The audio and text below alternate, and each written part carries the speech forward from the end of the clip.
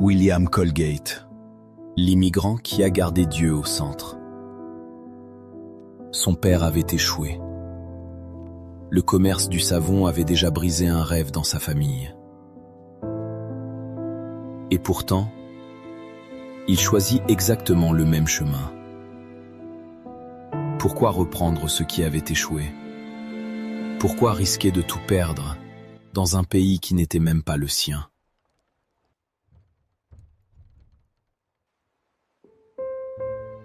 Un jeune immigrant. Une ville immense. Aucune garantie. Seulement une foi et la volonté de travailler. Voici l'histoire de William Colgate. William Colgate naît en 1783 en Angleterre.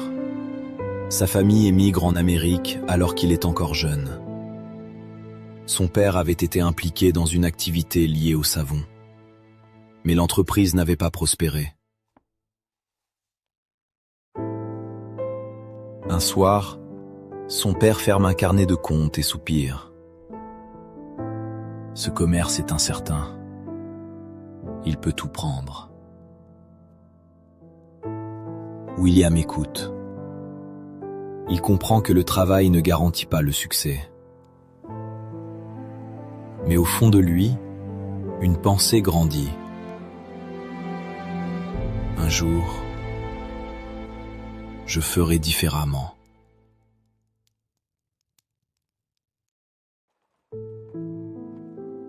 New York, début du 19e siècle. Des artisans expérimentés, des commerçants déjà établis. Et au milieu d'eux, un immigrant inconnu. Personne ne l'attend. Personne ne croit en lui. Il commence modestement.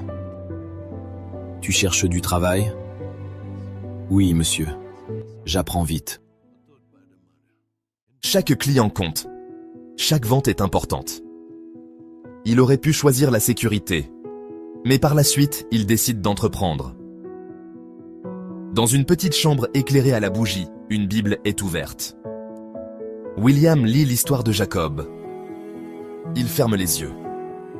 « Seigneur, si tu me bénis, je te mettrai toujours en premier. »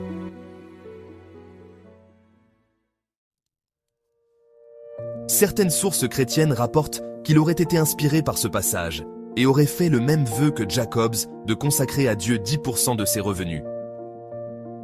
Ce que nous savons avec certitude, c'est qu'il choisit très tôt de consacrer une part de ses revenus à Dieu. Pas après être devenu riche. En 1806, il ouvre sa propre fabrique de savon à New York. Petite structure, peu de moyens. Beaucoup d'incertitudes. Et si ça ne marche pas, lui demandait son employé. Nous ferons un produit honnête. Nous travaillerons dur, répondait Colgate. Un soir, William regarde les comptes. Les chiffres ne rassurent pas. William baisse la tête. « Seigneur, est-ce que tu es vraiment avec moi ?» Pas de réponse spectaculaire. Juste le silence. Il respire, referme le carnet. Et le lendemain, il retourne au travail. Chaque erreur peut coûter cher. Il connaît l'échec de son père. Mais il se lève avant l'aube. Il surveille la qualité.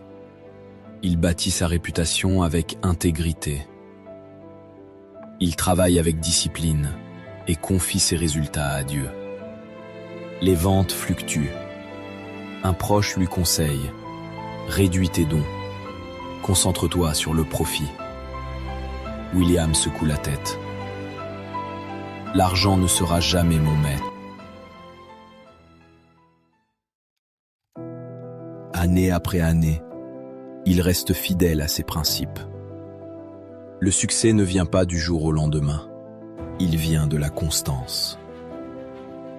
Progressivement, l'entreprise grandit. Le savon Colgate devient un nom reconnu. Puis ce nom traverse les frontières. L'entreprise s'étend au-delà de New York, au-delà des États-Unis. Elle devient internationale. Aujourd'hui encore, dans des millions de salles de bain à travers le monde, on trouve un tube portant son nom. Colgate. Peut-être même le tien. Mais William Colgate ne voulait pas seulement vendre des produits. Il soutient des missions chrétiennes. Il finance l'éducation. Son nom sera associé à ce qui deviendra plus tard Colgate University.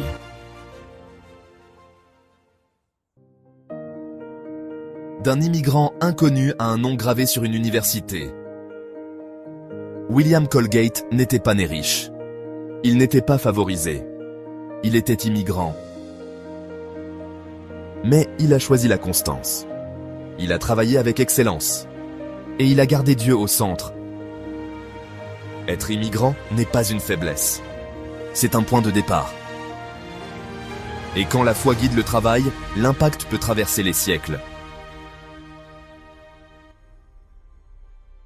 L'histoire de Colgate nous démontre une fois de plus que tout est possible avec Dieu.